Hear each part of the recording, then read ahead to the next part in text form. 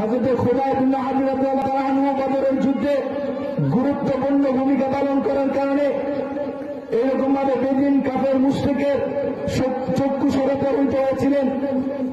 এরকম ভাবে বেদিন দুষ্টরা তারা চিন্তা করতেছিলেন যদি কোনোভাবে খুবাইবকে পাকড়াও করা যায় তার থেকে বদরের যুদ্ধের ওই ময়দানে প্রতিশোধ গ্রহণ করব। ঘটনাক্রমে খুবাইব বিন আদি রাদিয়াল্লাহু আনহু তার দুইজন সঙ্গীকে নিয়ে সফরে রওনা করেন।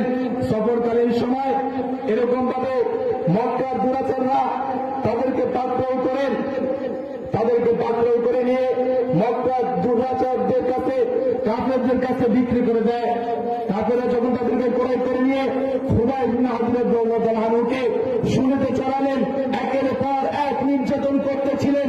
নির্যাতন করতে করতে সর্বশেষ নির্যাতনের মাধ্যমে মৃত্যুর শয্যায় যখন চলে গিয়েছিলেন তখন তাদেরকে কাফেররা বললেন, ও খুবাইব, আজ তুমি একটা কথা বলো, যদি একটা কথা বলতে পারো তোমার জায়গায় তোমার নবীকে এনে দিতে হবে না, তোমার জায়গায় তোমার নবীকে কষ্ট ভোগ করতে হবে না, তোমার জায়গায় তোমার নবীকে এরকম ভাবে লাঞ্ছিত অবহেলিত হতে হবে না, তোমার জায়গায় তোমার নবীকে এনে দিতে হবে না।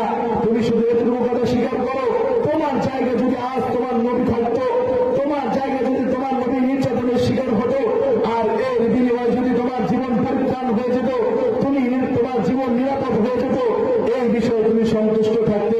তুমি শুধু এতটুকু কথা বলো, তোমার নবীকে এখানে এনে দিতে হবে না।